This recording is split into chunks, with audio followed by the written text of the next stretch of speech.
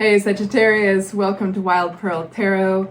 We're going to be doing your October 2024 Tarot and Oracle reading, asking what's coming towards Sagittarius that would benefit their highest good to know about. If you'd like for me to pray for you, say hi in the comments section. It's part of my spiritual practice to do so, and I find it's a wonderful way of lifting yourself up, lifting others up. And if this is your first time to my channel, actually this is a really active community. It's a really positive community. And if you like to be empowered by tarot, and in turn you like to empower others, this is your tribe. Welcome. So please consider liking and subscribing. That definitely helps the channel, helps other Sagittarius see the channel. We're going to start with Oracle. We only take the cards that fly out, and that way we're having a conversation with the tarot and the Oracle. We're not forcing anything, and I'm just the interpreter. So what do our Sagittarians need to know? This is the Angels of Abundance deck. And then next we're going to be using the Divine Feather Messenger deck. These have all been pre-shuffled with you in mind. Starting with the message of the crane. You will soon enter into a beneficial partnership. Luck and longevity bless this union. Aquarius just got that. Huh. And then we have an interesting one from the Angels of Abundance. This says clearing debts. Your self-care involves removing the heavy burden of financial and emotional debts from your life. You already feel lighter and freer just by facing this topic and making a plan to clear present obligations and avoid future ones as well.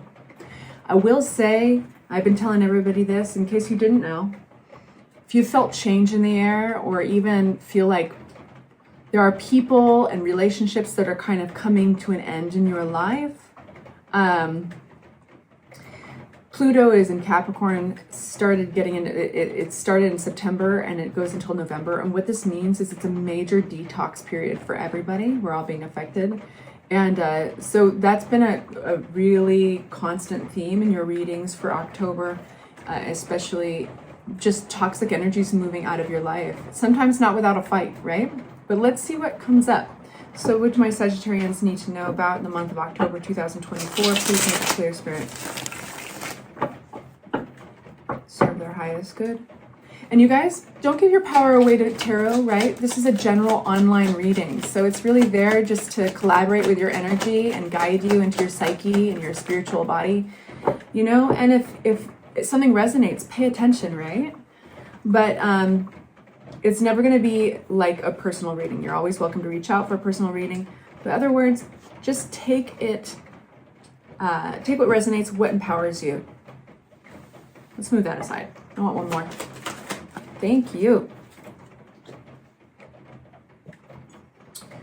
All right, you guys. So we have you starting out the reading, leaving something behind that maybe at one point you cared about a lot, but it's just not really serving you the same way. And it's a natural turning around and facing in a different direction that is occurring. We have Five of Swords, which talks about a conflict, and then we have Ace of Cups, this brand new, beautiful thing flowing into your life. It's going to feed you emotionally. Let's get some clarity on Ace of Cups. What is this for my Sagittarians? I do want to say this is an interesting energy.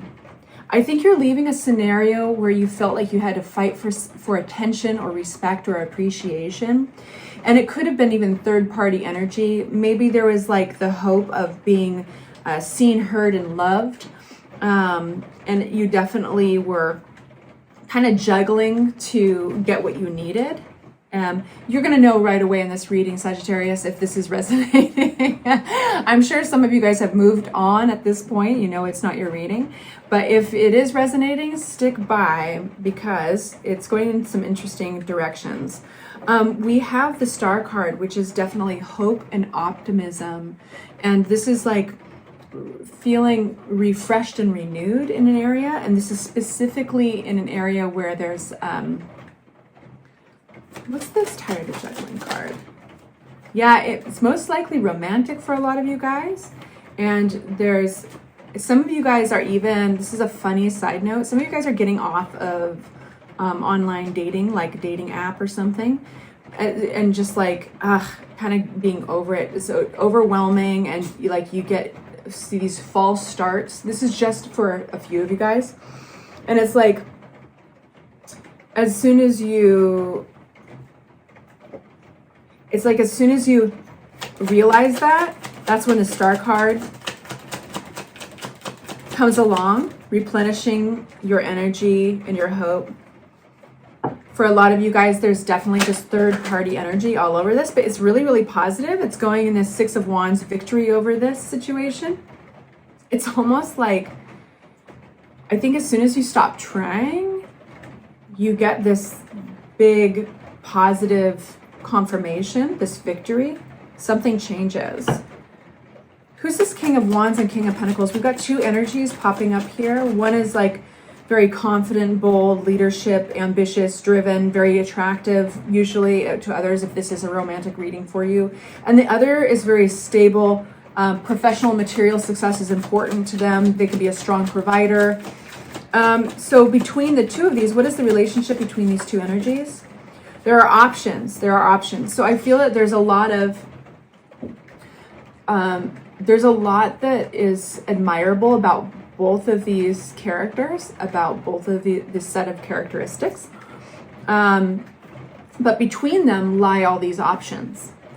And so we have a place of evaluation, like it's a time for evaluating where these two individuals or these two sources, these two energies are coming from. And the reason why I'm not saying that these are two different individuals for everybody is, for a few of you guys, I have to be fair. Tarot can be talking about two parts of ourselves. So while it's a lot of you guys, it's actually people, I have to be fair and say it can be two parts of yourself. Anything else you can tell me about this? There are these options that lay between them. And so it's a place of evaluation. That's where we left off. Knight of Cups. We do have somebody coming forward. That could be the third energy there. So you're really standing back, Sagittarius. You're taking a step away from the way that you've been doing it out of this evaluating period. I don't think you want to even be an option. And because it's creating conflict in your energies, and it's moving along way too slowly with the Knight of Pentacles. Okay, so we've got how perfect is that? I feel that behind me is a broken pot. The rain is making the cats go crazy, but maybe it's this tarot reading. Oh no! I can't deal with it right now. Back to your reading. Five of Swords, Knight of Pentacles. I almost said poticles. Broken pot. Five of Swords, Knight of Pentacles. Not enough growth, not enough movement. It's too slow. It's like this compromising energy, conflict energy. And so I have a feeling it goes back into your oracle card, the clearing debts. You know, your self-care involves removing the heavy burden of emotional debts from your life, also financial debts. You know, some of you guys this has affected you somehow financially, possibly. You already feel lighter and freer when you turn around and you face those hills. Take it on faith that better things lay before you. And what you cared about very much at one point, it no longer has the shine and the glitter it once did. I think you're moving into a bit of a wise and spiritual place with the Hermit card. You're not into self-serving relationships. You're not up to it.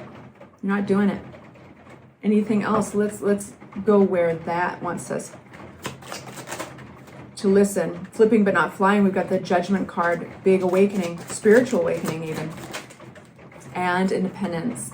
This is a very righteous card. The Nine of Pentacles is very happily independent, looking good, making independence look good. Confidence, independence, flying solo for a while, making new plans. Your ships are coming in, something better for you because you've raised the standards. I love that you do have an oracle card here that says you will soon enter into a beneficial partnership, luck and longevity. Bless this union. Something is becoming it's becoming unveiled / revealed with the moon card upside down. When the moon card is right side up, it's talking about something hidden, right? But this is looking at things for how they are. And it totally works that Pluto's going into Capricorn and we are detoxing majorly. But this is definitely a glow up for you around the corner.